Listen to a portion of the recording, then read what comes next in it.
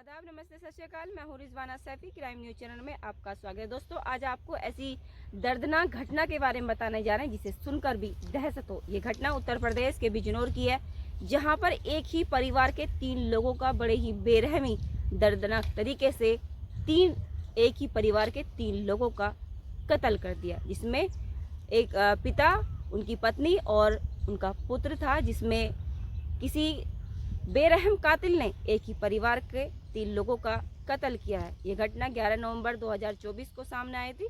उत्तर प्रदेश के बिजनौर की ये घटना है। दरअसल ये जो घटना है उत्तर प्रदेश के बिजनौर के मोहल्ला मुर्दगान स्थित खलीफा कॉलोनी में मंसूर भूरा नाम के जो कबाड़ी का काम करते थे। उनके 5 बेटे हैं, एक बेटी है, बेटी शादीशुदा है। मंसूर अपनी पत्नी जुबैदा और एक बेटे याकूब के साथ रहते थे। बीते रविवार की सुबह जब उनका काफ़ी देर तक दरवाज़ा नहीं खुला, पड़ोसियों ने जब काफ़ी देर तक उन्हें आवाज़ दी, उनका दरवाज़ा नहीं खुला था क्योंकि सुबह डेली दरवाज़ा खुल जाता था, लेकिन आज नहीं खुला है।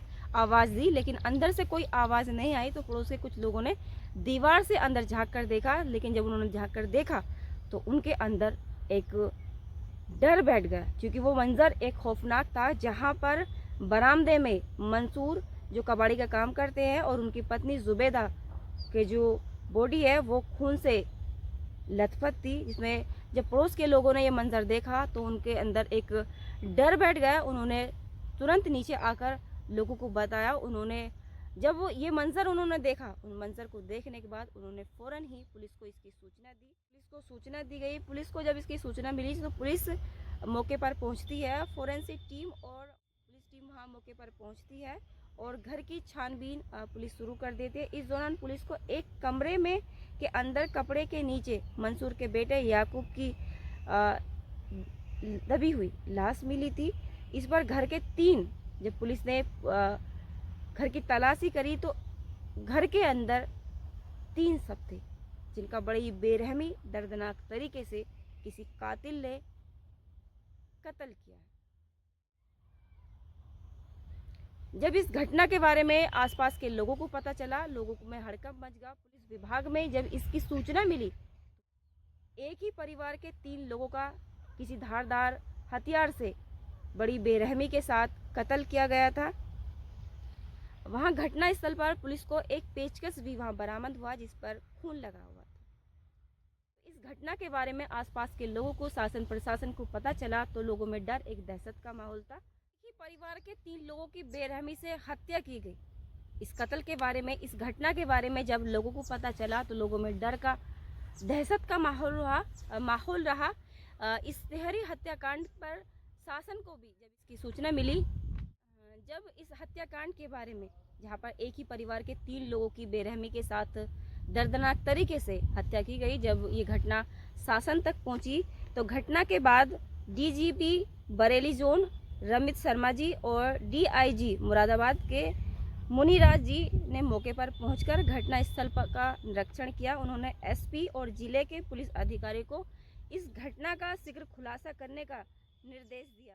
पूरे हत्याकांड का खुलासा करने के लिए एसपी बिजनौर ने 3 विशेष टीमें गठित की हैं। जो भाई हैं गुलाम नबी की तहरीर के आधार पर पुलिस ने मुकदमा दर्ज कर लिया है। इसमें उन्होंने आरोप लगाया कि मृतक के बेटे जहूर का 15 दिन पहले पड़ोस के रहने वाले फुरकान से झगड़ा हुआ था। उसी की रंजिश को लेकर फुरकान ने अपने बेटे और साथी शकील के साथ मिलकर उनके भाई, भाभी और भतीजी हत्या की है। एक ही परिवार के 3 लोगों का बेरहमी से कत्ल किया गया। पुलिस इस केस की जांच कर रही है, लेकिन इस पति और बेटे की हत्या के मामले में कई बिंदुओं पर जांच कर रही है। पुलिस इस केस को लेकर, जहां पर एक ही परिवार के 3 लोगों की बेरहमी से हत्या की गई, पुलिस इस केस की अलग अलग तरीके से जांच कर रही है। अब दंपति बेटे की हत्या के मामले में कई बिंदुओं पर जांच कर रही है। क्राइम सीन के अंदेशा है कि कातिल ने पहले बेटे और फिर दंपति की हत्या की होगी। वो बना रखा था, जो हांडी है उसमें बिरयानी बनी रखी थी, इसलिए संभावना जताई जा रही है ये जो वारदात हुई, जो घटना की गई, ये मध्यम रात्रि के वक्त ये वारदात की गई थी।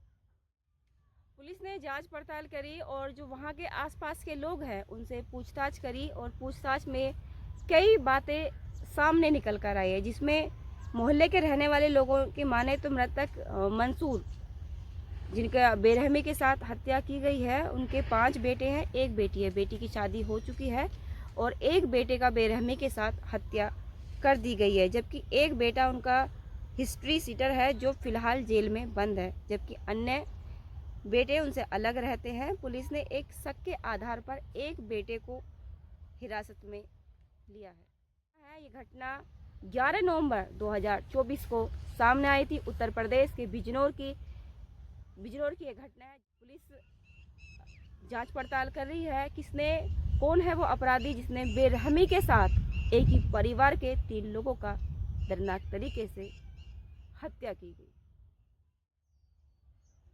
एक ही परिवार के 3 लोगों का बेरहमी दर्दनाक तरीके से कत्ल कर दिया गया, जिसमें एक जवान बेटा, पत्नी और दंपति हैं, जहां पर बड़े ही बेरहमी के साथ कत्ल कर दिया गया। जब इसकी सूचना पुलिस को मिली तो पुलिस मौके पर पहुंचती है और शवों को कब्जे में लेकर उन्हें पोस्टमार्टम के लिए भेजती है। पोस्टमार्टम होने के बाद उन सबको दफना दिया जाएगा। जब इस घटना के बारे में लोगों को पता चला तो लोगों में डर और दहशत का माहौल था, क्योंकि बड़ी ही बेरहमी के साथ एक ही परिवार के 3 लोगों का कत्ल किया गया।